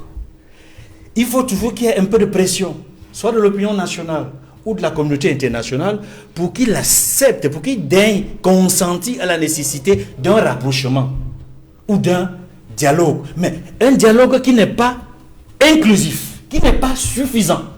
Et même quand les solutions sont proposées, elles ne sont pas appropriées. Puisque la crise perdure. Si 4 ans après, on n'a pas résolu la crise, c'est parce qu'on n'a pas apporté les solutions idoines. Et je pense que la crise anglophone est une priorité pour le Cameroun. La crise anglophone n'est pas une affaire seulement anglophone. C'est un problème camerounais. Nous n'avancerons pas tant que ce pied du Cameroun est malade. Quand vous avez mal au pied, votre corps est malade. Quand vous avez mal à la tête, le corps est malade. Quand vous avez mal à n'importe quelle partie de votre corps, vous êtes incapable d'assurer avec efficacité un travail soit physique, soit intellectuel. Réglons le problème qui mine une partie du Cameroun avant d'avancer. Maître Moustapha Ngwana, pourtant, cette formation politique qui a décidé, en tout cas ce leader politique qui a choisi de suspendre toute chose et de privilégier d'abord la résolution de cette crise anglophone est aujourd'hui embastillé. Maurice Kamto, depuis un mois, se trouve en prison chez lui et même interdit de visite. Je veux dire que c'est une situation inédite qu'une personne qui n'a pas fait l'objet d'une décision judiciaire soit, je vais dire emprisonnée, parce que je vais utiliser, permettez-moi l'expression, emprisonnée dans son domicile et dans des conditions encore plus dantesques que dans une prison, parce que lorsque vous êtes dans une prison, vous avez droit aux visites. Vous avez droit aux visites. Aujourd'hui, M. Maurice Kamto est emprisonné, est dans son domicile, mais incapable de recevoir la moindre visite. Je crois que le gouvernement essaye de jouer à un jeu dangereux que je vais essayer de déployer. En fait, puisqu'ils font à chaque fois, ils ont fait l'objet de pression. Ils ont fait l'objet de... Il y a la communauté internationale qui a crié à Rossi-le-Baudet, qui a dit son indignation la dernière fois lorsqu'il a été arrêté. Aujourd'hui, pense-t-il certainement avoir trouvé une solution médiane pour que les uns et les autres ne tirent pas sur eux, en le gardant dans son domicile de manière indue, et de pouvoir déclarer à chaque fois qu'il n'est pas emprisonné. Ce qui est quand même pour le moins ubuesque de pouvoir assister à une situation comme celle-là. Et je voudrais dire également, de manière générale, qu'il faut que les leaders de l'opposition, il faut également que les militants de toutes les formations politiques, et même la mienne, puissent comprendre qu'une arrestation comme celle-là c'est-à-dire que ça touche à des questions de principe. On a affaire à une liberté fondamentale qui est violée de manière exceptionnelle, qui est la liberté d'aller et venir. On a privé un leader politique de la liberté d'aller et venir. Donc il faut absolument qu'il y ait la solidarité de toutes les forces de l'opposition. J'ai le sentiment malheureusement que certains croient, je dois le dire, que l'embastillement ou bien la mort politique du professeur Kamto leur donnera peut-être une seconde vie ou bien une plus grande visibilité. Je dis que loin s'en faut. Il faut, lorsque les questions de principe qui touchent même à la réalité démocratique sont affectées, comme c'est le cas, que nous puissions tous crier notre indignation et que nous puissions être solidaires de cet homme-là, dont le combat n'est pas uniquement le sien, parce que c'est un combat dans lequel il a trouvé des formations politiques comme le SDF. Donc, je voudrais dire ici la solidarité de ma formation politique ou bien de la grande majorité des militants de mon parti pour cet homme-là, dont le combat est un combat qui concerne la nation camerounaise tout entière. Parce que demain, lorsque l'honorable Nietzsche aussi, ou bien Cabral Libi, Matomba et autres, Matomba, je crois qu'il a fait une fois une grève de la faim ici. Lorsque demain, les personnes décideront de faire des revendications légitimes, elles pourraient également faire l'objet des mêmes obstacles. Donc je dis, c'est une situation qui est des plus graves et je dois dire mon rôle au cœur face à cette situation-là. Il faut absolument qu'un terme définitif soit mis à ces situations illégales. Parce que rien ne la justifie. Parce que je parle ici, je ne vais pas dire que je parle ex cathedra, mais je suis avocat. J'ai quand même fait le tour de l'arsenal juridique camerounais pour pouvoir comprendre l'argument de droit qui peut être mis en perspective pour justifier cette situation de fait, cette forfaiture. Je n'ai pas trouvé le moindre argument de droit. Donc rien n'est légitime. Aucun texte au Cameroun n'autorise le pouvoir exécutif à pouvoir priver un individu de sa liberté comme celle-là. Il n'y a pas une décision de justice. Il n'y a aucune décision de justice. Il n'y a aucun acte judiciaire, en tout cas à ma connaissance, jusqu'à présent, qui ait été servi à Maurice Kamto ou bien mis sur la place publique pour que nous puissions apprécier la régularité de celui-ci. Donc en réalité, il s'agit d'une situation, d'une voie de fait exceptionnelle pour laquelle il faut que tous les Camerounais puissent dire non. Parce que je dois le dire, et ça rejoint ce que je disais tout à l'heure, le silence coupable des populations. Parce qu'il ne peut pas avoir un véritable leadership sans followers. Parce que quand il y a un leadership, c'est-à-dire que celui qui monte la voie, il faut qu'il y ait autour de lui des personnes qui sont à même de pouvoir soutenir sa cause. Je pense qu'un homme de la statue de Boussé Kamto a fait sa vie. Il a été auréolé par les plus grandes institutions savantes. Aujourd'hui, je crois que le combat qu'il mène, et qui est un combat qui est mené également par Et beaucoup des leaders qui l'ont précédé, comme par exemple le leader du SDF, le chairman John Fundi. Ce combat, c'est un combat qui est mené dans l'intérêt supérieur des populations camerounaises. Je ne pense pas que le procès, comme aujourd'hui, a encore des problèmes de suivi ou quoi que ce soit. Non. Aujourd'hui, le combat qu'il mène, c'est un combat qui concerne tous. Mais malheureusement, ceux pour qui il se bat sont incapables de pouvoir le soutenir véritablement. C'est pourquoi je disais tout à l'heure que s'il n'y a pas de masse critique, il n'y aura jamais rien. C'est pourquoi je voudrais saisir cette tribune également pour interpeller toutes les forces vives de l'opposition pour qu'on se mette ensemble sur une table, on fait les diagnostics et on propose des solutions définitives de sortie de ce blocage institutionnel que le Cameroun est en train de vivre. Parce que s'il y a déflagration aujourd'hui, j'ai le sentiment que personne ne sera épargné. Donc il faut absolument que nous puissions nous serrer les coudes pour que demain, ce qui arrive au procès Kamto ne puisse plus jamais arriver à un citoyen quel qu'il soit. Et ce n'est pas une question partisane. Ça ne concerne pas le MSC, le SDF, ça concerne la nation tout entière. Et il faudrait que nous puissions le comprendre pour pouvoir adresser cette question et apporter des solutions des thérapeutiques véritables. C'est ce que je voulais dire. Maryse Douarabé, je suppose que vous ne devez pas être d'accord avec Maître Moustapha Ngouana qui dit que le professeur Kamto n'est pas suivi. Il y a des gens qui le suivent d'ailleurs. Vous êtes une femme, mais vous avez remarqué qu'il y a une femme qui s'est pratiquement mise à poil cette semaine devant le domicile du professeur Kamto parce qu'une délégation du MRC était allée lui apporter des vivres. C'est une réaction de femme que vous comprenez? Moi, j'allais demander au SDF pourquoi vous avez laissé M. Kamto au carrefour. Vous pouvez répondre à tu vas me répondre après parce que vous l'avez effectivement laissé au carrefour. Et vous ne lui avez pas dit sérieusement qu'il empruntait un chemin rocailleux.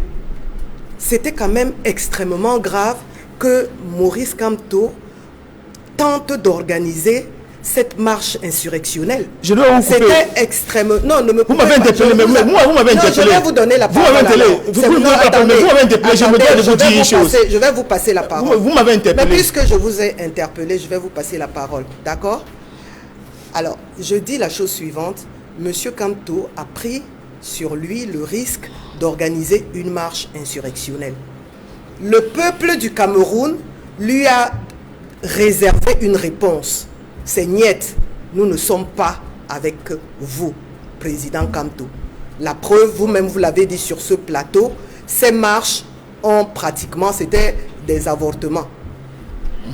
Donc, vous devez tous intégrer. Je n'ai pas entendu le mot avortement sur ce plateau. Enfin, j'ai juste vous avez paraphrasé. Okay. Il a dit que ces marches n'ont pas eu de succès. Je ne l'ai jamais dit. Si, ici sur le plateau. Vous l'avez dit à Sikati. Il n'y a pas eu la masse critique. Vous l'avez dit. La masse critique, tu n'as pas dit qu'il y a eu la masse critique. Non, la masse critique. Parce qu'on a dû braver les militaires. On a dû braver les forces de l'ordre. Ils marché. Ils ont fait. Écoutez, est-ce que tu as marché? La question se pose pas à ce niveau-là. Ça se pose à ce niveau-là. La question se pose à ce niveau-là. Vous avez arrêté 600 personnes qui sont en Bastille. Attendez. Face à une dictature. Face à une dictature. 600 personnes qui ont marché, c'est un succès, je vous le dis. C'est un succès quand on est dans une dictature. Dans les vrais succès, c'est pas 600 personnes qui marchent. Qui ont été arrêtées, j'ai dit. Je dis 600 personnes. Moi, je ne sais pas s'il y a 600 personnes. Maryse, si vous aviez répondu directement à ma question, n'en serait pas là. Non, mais il faut que de temps en temps, ils me disent où il en est. Alors, sur la question de cette dame, je veux lui répondre. C'est mise à poil. Oui, pour cette question, d'abord, en tant que femme, comment vous regardez ça? Je ne vois pas pourquoi c'est à moi, la femme, qu'on pose cette question. Généralement, c'est les hommes qui regardent les femmes, et c'est les femmes qui regardent les hommes. On n'est pas là. Donc, vraiment. Vous avez réussi à nous arracher un sourire chez ce plateau. Oui, malgré le deuil que nous portons tous. Mais, comme j'étais en train de dire, cette femme a choisi son mode d'expression. Ok? Bon, il n'est pas très, il n'est pas très facile à normer. Parce que même les femmes qui gardaient Ni John Fundi à Bamenda, c'était d'abord une catégorie de femmes, c'est-à-dire des mamans, des femmes, des grands-mères. Deuxièmement, ça se passait devant sa maison. Elle ne se baladait pas dans la rue à vociférer, à crier. Moi, j'ai trouvé que cette femme avait certainement de la colère, mais que son acte ne pouvait pas être porteur d'émotions positives. Vous voyez? Donc, c'est dommage parce que c'est un flop, mais elle a quand même tenté quelque chose. Alors, Maître Désiré Sikati, un mois déjà que le professeur Kamto est en prison, entre griffes, chez lui. On découvre maintenant que même pour les visites, cela n'est pas possible. On a vu une délégation aller lui apporter des vivres. Cela n'a pas été possible. Cette situation-là, comment, du point de vue du droit, comment on comprend? Non, vous n'allez pas me poser la question de savoir qu'est-ce qu'il faut comprendre du point de vue du droit, parce que je pense que c'est un secret de polichinelle que de dire que les lois sont les choses les moins respectées depuis pratiquement novembre 2018, que le hold-up électoral a eu lieu. Je dois d'ailleurs vous dire qu'au moment où on me posait ces questions-là, il y a un certain nombre de responsables du MRC, notamment Alain Fouguet et Bidou Noussak, qui sont en détention au secrétariat d'État à la Défense, voilà, depuis pratiquement un peu plus d'un mois, alors qu'on sait très bien qu'il y a au Cameroun une loi qui réglemente les délais de garde à vue, c'est-à-dire la garde à vue, quels que soient les renouvellements, ne peut pas dépasser, je pense, 6 jours, si je ne me trompe pas. Donc, quand vous avez des gens, des citoyens qui sont gardés à vue dans les chambres de sûreté de la police judiciaire, parce que quand je parle de police judiciaire, c'est au sens large. Les autorités en charge de la conduite des enquêtes judiciaires au secrétariat d'État à la Défense font aussi office de policier ou bien d'office de policier judiciaire. Voilà, dans le cadre de leurs enquêtes. Donc, quand vous avez des gens qui sont gardés là-bas pendant un mois, vous voulez parler de quelle loi?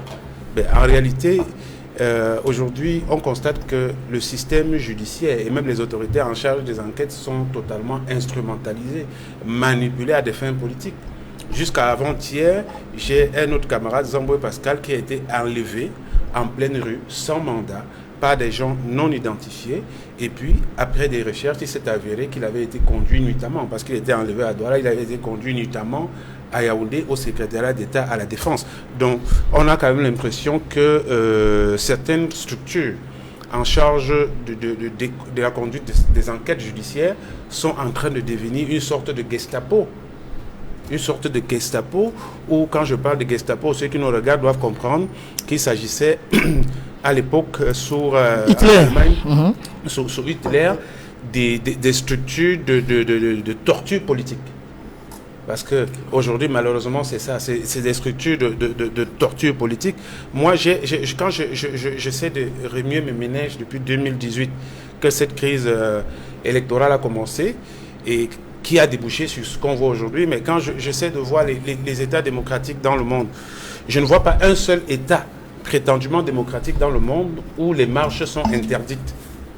Parce que les seuls pays, quand j'ai fait une petite analyse avec une petite étude de quelques instants, les seuls pays dans le monde où les marches sont interdites, c'est la Corée du Nord, c'est la Chine, c'est Cuba, mais qui ont au moins l'avantage de ne pas se présenter aux yeux du monde comme des régimes démocratiques. Parce que dans tous ces pays-là, il n'y a pas de pluralisme politique, il n'y a pas de parti d'opposition là-bas. Mais le Cameroun ne peut pas prétendre être une démocratie. Un pays où on accepte le pluralisme politique et en même temps faire la négation des éléments même qui caractérisent la démocratie. Non, ça, ce n'est pas possible. Quand vous voyez, aujourd'hui, la liberté d'opinion est un principe sacré de fonctionnement de la vie en société. Quand vous voyez les syndicats qui ont le droit de faire grève, vous pensez que c'est quoi? C'est la conséquence de la liberté d'opinion. Même quand un membre du gouvernement démissionne, c'est vrai que Jean-Pierre Sévénement disait que un membre du gouvernement, il ferme sa gueule ou il démissionne. Il ferme sa gueule ou ça démissionne. C'est la conséquence de ce que, dans tout groupe social, vous avez le droit d'exprimer une opinion contraire. Et pour ce qui est des partis politiques, la marche fait partie des incréments de protestation, d'expression du sentiment contraire.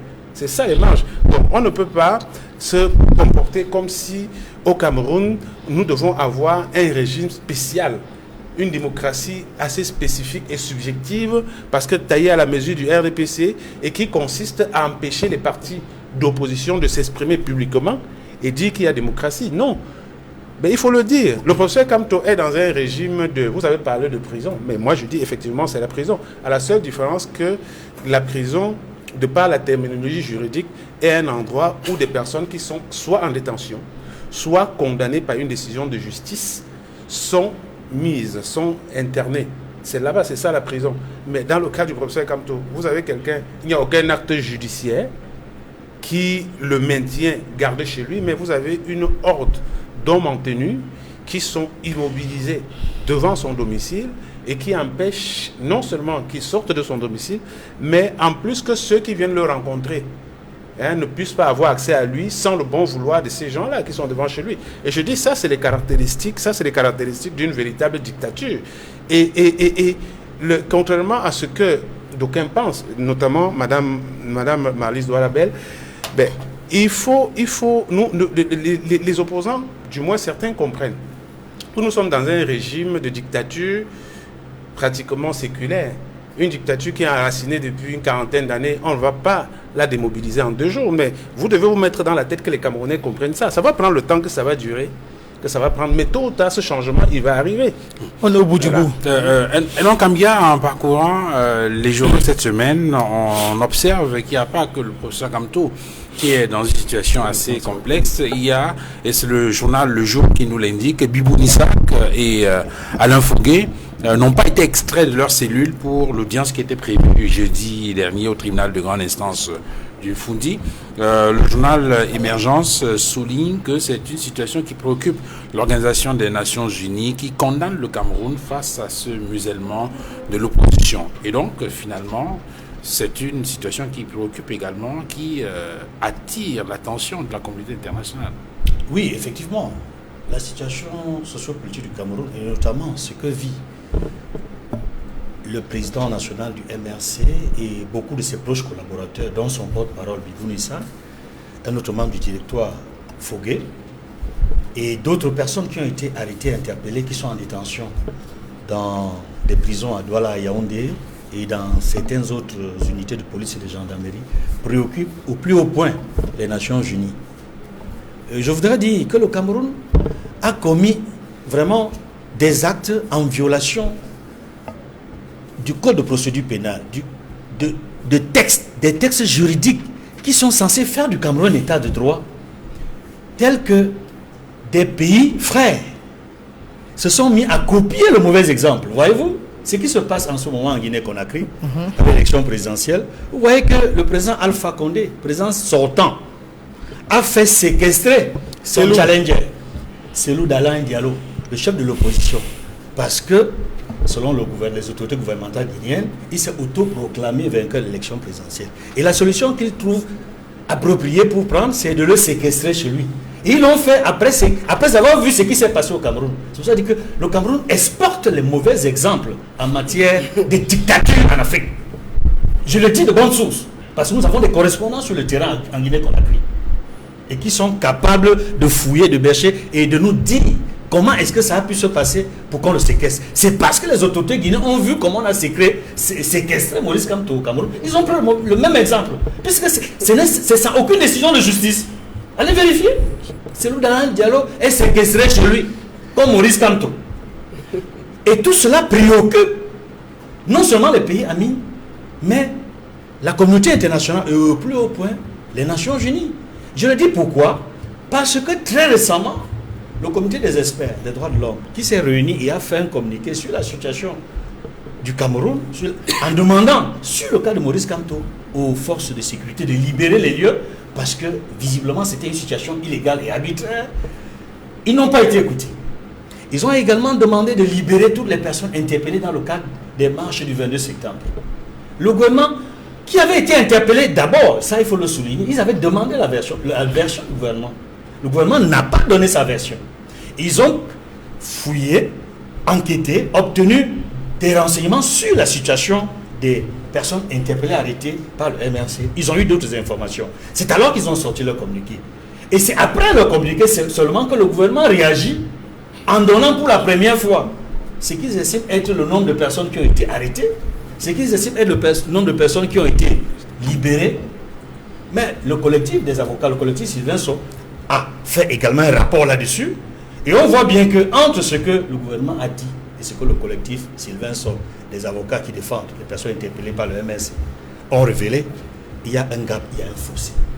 Où se trouve la vérité? Et je pense que dans les jours, dans les semaines à venir, et après l'extension du délai qu'a donné Antonio Guterres pour que le Cameroun puisse parvenir à un cessez-le-feu sur la question de la crise anglophone, mais également en ce qui concerne les recommandations faites par le comité des experts des droits de l'homme de l'ONU, qui sont un comité constitué de personnalités indépendantes, il faut le rappeler. Il ne faudrait pas que le gouvernement soit surpris qu'il y ait d'ici avant la fin d'année un certain nombre de décisions qui sont prises au niveau des Nations Unies, que ce soit par l'Assemblée générale, que ce soit par le Conseil de sécurité, qui va finalement s'asseoir pour évaluer la situation et prendre des décisions, y compris des décisions, des sanctions ciblées, qui pourraient être faites à l'encontre non seulement des membres du gouvernement, mais également des responsables des groupes armés, si on ne parvient pas à obtenir ce cessez-le-feu-là. Alors, vous avez la parole, vous la gardez pour le dernier tour de table et concernant le dernier sujet. Edmond Kamgia, on parle de cette confusion autour du statut juridique du professeur Maurice Kamto, qui depuis un mois est en prison chez lui. On ne sait au nom de quel texte, au nom de quelle loi. Une confusion qu'on a également observée visiblement cette semaine dans l'affaire de la taxe sur les téléphones et les terminaux importés. Il y a eu une loi qui a été adoptée en décembre 2019 et promulguée par le président de la République, faisant état de cette taxe numérique donc sur les téléphones portables, avec notamment la possibilité pour les opérateurs de prélever donc pour reverser dans le cadre des taxes douanières, et bien après une levée de bouclier, pour reprendre les termes utilisés par la nouvelle expression. Le gouvernement a battu en retraite. Ce sont les termes de ce journal. Et le journal Émergence parle de rétropédalage. Mais la question que je pose, c'est celle que le journal Le Messager semble également se poser, c'est sur la forme de cette décision. Le secrétaire général à la présidence de la République a écrit au secrétaire général des services du Premier ministre pour lui dire au Premier ministre que le président de la République a dit qu'il faut surseoir à cette taxe-là. Oui, en réalité, c'est deux questions que vous posez. Alors, on va dire ça comment? Droit administratif nouveau? Je commencerai par la dernière question que vous avez posée. Au Cameroun, j'ai souvent dit sur ce plateau, je me suis souvent posé une question sur ce plateau. Pas une fois, pas deux fois. En utilisant le titre d'un excellent ouvrage de Pierre Flambeau Gayap, du sénateur Gayap, Cameroun, qui gouverne? Parce que lorsque l'on voit la manière dont il y a les échanges épistolaires entre le secrétaire général de la présidence de la République et son homologue des services du Premier ministre, et des instructions qui sont données par, je dis bien, des instructions, parfois c'est sur haute instruction du président de la République, parce que c'est comme ça qu'on commence parfois les communiqués signés Ferdinand Gongo, sur haute instruction du chef de l'État. Il instruit, il demande donc au service du Premier ministre de bien vouloir faire ci, faire ça. Et une des autres choses récentes, c'était d'enlever tout le matériel qu'on avait mis dans les stades par rapport au Covid-19, parce qu'il y aura le CHAN de 2021 et autres. Mais la manière dont le communiqué est formulé suscite des interrogations sur la manière, sur le mode de fonctionnement de la gouvernance au Cameroun. En réalité, ce n'est pas bon. Ce n'est pas bon. Ça laisse un mauvais présage. Et on avait fait tout un débat sur ce plateau sur un texte relatif, n'est-ce pas, à la délégation permanente. La délégation permanente de pouvoir entre le président. Des signatures. La délégation de signature entre le président de la République et son principal collaborateur.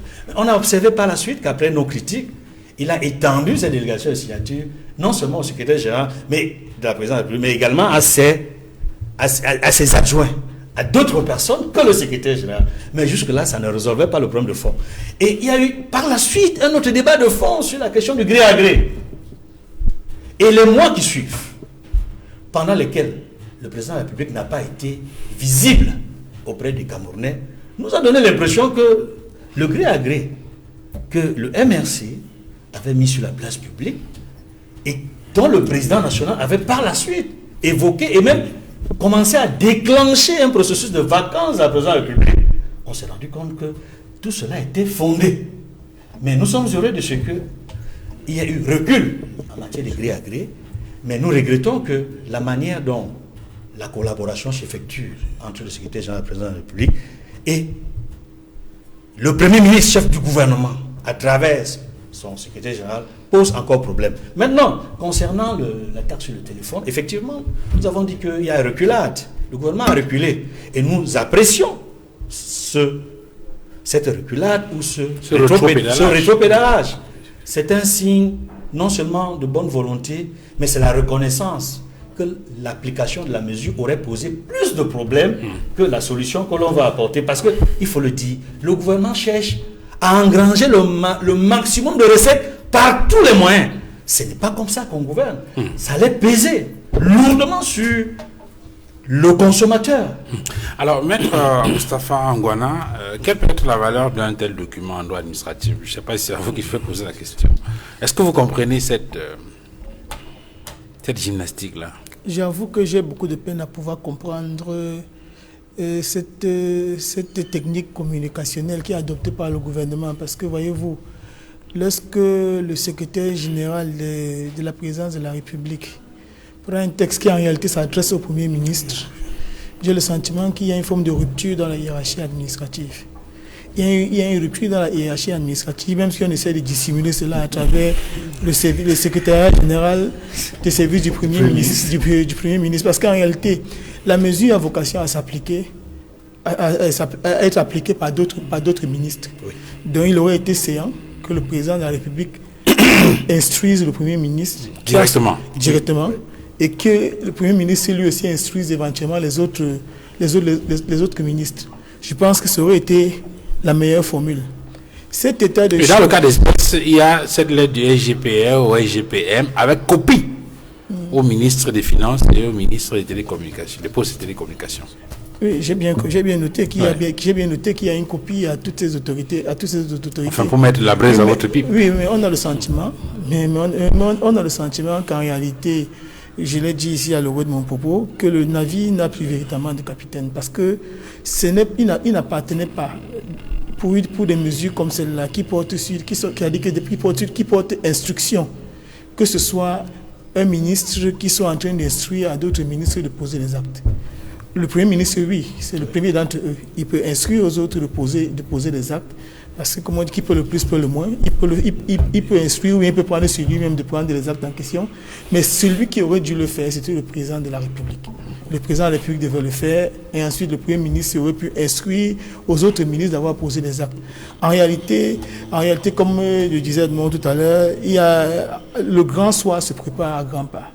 Le grand soir se prépare à grands pas, c'est la nuit des longs couteaux qui se préparent déjà. Et il y en a des différents pôles de discussion du pouvoir, c'est-à-dire qu'ils affûtent leurs armes et chacun montre ses muscles lorsque l'occasion lui est présentée. Donc, dans le cadre de la nomenclature des actes administratifs, je ne pense pas qu'il appartient donc au secrétaire général de la présidence de la République de donner un ordre, parce qu'en réalité au Premier ministre, parce qu'en réalité quand on écrit au service du Premier ministre, c'est lui qui est censé recevoir l'acte, c'est le Premier ministre lui-même.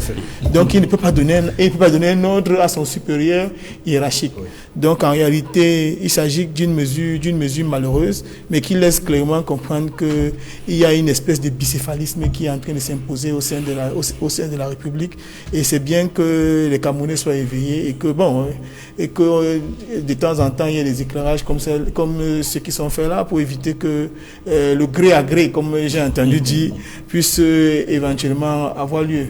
Mais il faut que les gens le sachent. Les Camerounais se cultivent davantage, les Camerounais se documentent, et les gens doivent savoir qu'il n'y aura pas de transmission successorale du pouvoir au Cameroun. Ça ne se passera pas. Donc ce qui s'est passé dans les pays voisins et autres, il faut qu'on le dise aux gens. Je crois qu'il y a une limite à ne pas franchir.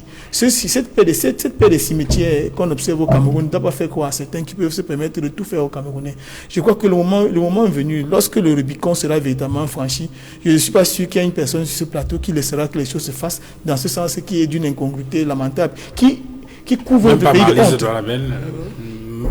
Elle-même marchera parce qu'elle n'est pas d'accord. De plus en plus, on parle donc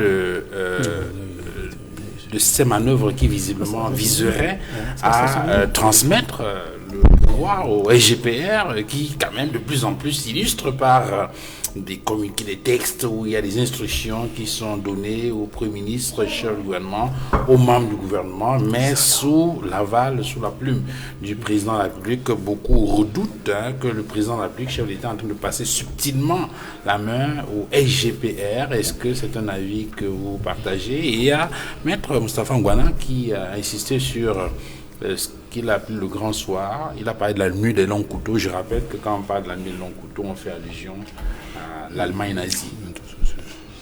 Ce sont ces images-là qui sont très embêtantes. Il faut qu'on les évite parce que ça n'a pas fait du bien à l'Allemagne, ça ne nous fera pas de bien. Donc il ne faut même pas le souhaiter. Quelle analyse vous faites de ces... Ce que je veux, laissez-moi parler. Le président Kamto a enfreint une loi. Tout le monde sait que la loi sur les libertés, en ce qui concerne la liberté de manifester, il y a des conditions qui n'ont pas été remplies. Le président Kamto a quand même décidé de défier. C'est toujours la question là. C'est toujours la question qu'on a posée. Excusez-moi. Vous êtes au sujet. Elle introduit la réponse, je crois. Elle introduit la réponse. Ça. Il doit avoir quand même une corrélation avec le développement. Moi, laissez-moi. Mais on est dans un pays libre. C'est comme ça que vous allez nous. Mais pas libre d'être hors sujet. Mais pas libre d'être hors sujet. On est même libre d'être hors sujet. Vous soutenez Kamto qui a été hors sujet. Donc maintenant laissez-moi chuter pour dire que. Mais vous faites pas mal, hein. Moi je suis peiné vraiment pour cette situation du président Kamto parce que pour moi le MRC était un maillon très important dans le cheminement dans l'implémentation de notre démocratie. Et à un moment donné, déraillement. Et je ne sais pas ce qui a provoqué le déraillement, certainement la confusion entre intelligence et sagesse. Revenez au sujet. Non, mais elle est en train de finir son temps de parole. Je suis en train de finir mon temps de parole. Pour dire que moi je dirais au président Paul Biya de pardonner au président Kamto. Il a commis une erreur, tout le Cameroun le sait. C'est pour ça que sa marche ne pouvait pas prospérer. Okay. Mais maintenant on a besoin qu'il soit là. Moi je pense qu'il manque à la scène politique. Donc, mais ne me faites pas encore chuter, je n'ai pas fini. J'avais noté tout à l'heure. La deuxième chute. Oui, maintenant, en ce qui concerne la loi fiscale, oui. L'application de la loi. Le rétropédalage du gouvernement sur le sujet. Moi, je ne dirais pas rétropédalage parce que c'est un mot qui traduit la réalité. Non, il ne traduit pas la réalité, qui disqualifie absolument le regard et l'écoute du président de la République. Ce qu'il faut retenir et vendre, c'est le fait que le président de la République ait pris note que cette disposition dérange. Mais sauf qu'il n'écrit pas directement. Et c'est ça le problème. Peu importe. Vous, ce qui vous arrange, c'est de pouvoir expliquer qu'il n'a pas écrit. Mais quelle est l'importance? L'importance, c'est quoi? C'est qu'il y a eu sursis. Voilà. Donc, il y a donc eu sursis parce que le président de la République a pris note qu'il y a matière à être un peu sur la réserve et de se donner le temps de voir venir. C'est un acte que vous saluez, Maître Désiré Sikati. Si on veut rester sur le fond, ou bien vous préférez dire un mot également sur la forme, je veux dire ces correspondances-là. Ben, déjà, vous avez parlé vous vous êtes posé la question de savoir si c'était conforme à la loi, au droit administratif. Moi, j'ai envie de dire que on est là dans le cadre d'un conflit successoral futur et qui malheureusement ne respecte pas toujours les règles de la loi. D'ailleurs, au Cameroun, en dépit du principe de la séparation de pouvoir, vous allez voir que tous les actes politiques qui sont pris au Cameroun par le pouvoir exécutif échappent à la loi. C'est la raison d'ailleurs pour laquelle je vous disais tout à l'heure qu'on a des camarades qui sont gardés à vue depuis pratiquement plus d'un mois. Donc ne parlez pas de la loi lorsque les actes concernent le régime. C'est des actes qui sont au-dessus de la loi. Mais ce qui est sûr, c'est qu'on est là, si on avait un pays où les conseils ministériels se tiennent normalement, parce que dans la plupart des pays, c'est une fois par semaine. Ouais. Normalement, le président de la République aurait la possibilité de donner directement les instructions à son Premier ministre. Nous savons tous que sur le plan protocolaire, le Premier ministre passe avant le secrétaire général à la présidence. Donc même si ce secrétaire général de la présidence a reçu une délégation de signature, il y a quand même une incongruité à voir qu'il donne des instructions au Premier ministre qui est son chef. Voilà, donc, et c'est la raison pour laquelle on se pose la question de savoir, est-ce que Paul Biya, où est-ce qu'il est? Est-ce qu'il ne gouverne pas par des photos? Est-ce que le Cameroun est gouverné? Et il faut bien se rappeler, Edmond l'a dit, peut-être, bon, il a donné l'impression qu'hier on parlait du gré à gré. Le gré à gré, non, il s'est pas fini. Quand je parle de conflit successoral futur, ça c'est une lutte une lutte de clan au sein du régime qui voudrait que, après M. Biya, que ça se passe comme ça s'est passé dans d'autres pays que chacun d'entre nous connaît. Oui.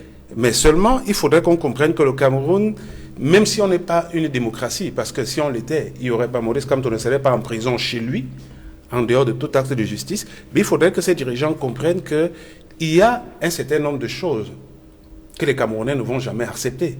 Et même le gré à gré. Nous savons tous que lors de la dernière session, je pense que c'est l'avant-dernière session parlementaire, la question de la modification de la Constitution pour introduire un mécanisme de dévolution du pouvoir, selon le mode de gré à gré, avait été à l'ordre du jour. N'eût été tout... La levée de bouclier. Oui, la levée de bouclier qui avait été faite par le MRC et certains et d'autres partis d'opposition qui voyaient les choses dans le même sens. Je pense qu'il y aurait eu cette réforme constitutionnelle.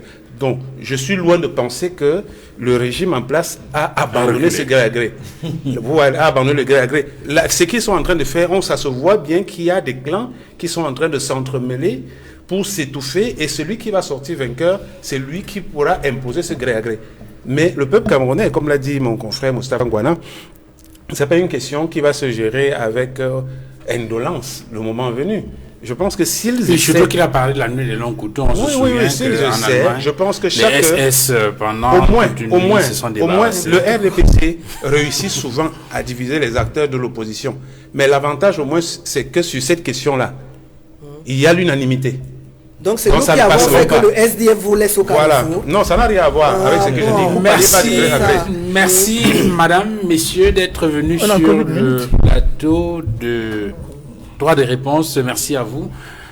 Marlise Donabel d'être venue sur ce plateau. Vous êtes militante du RDPC et vous représentez votre formation politique et vous êtes communicante d'Union. Merci d'être venue.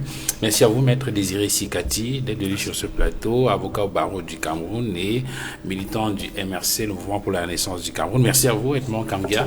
Vous êtes journaliste, éditorialiste à La Nouvelle Expression et consultant sur droit des réponses chez Equinox Télévision. Merci à Maître Moustapha Ngouana, qui est conseiller juridique national du Social Democratic Front et avocat au barreau du Cameroun. Merci à vous, madame, messieurs, d'avoir regardé cette autre livraison de droit des réponses. Excellent dimanche à tous et à très bientôt. Au revoir.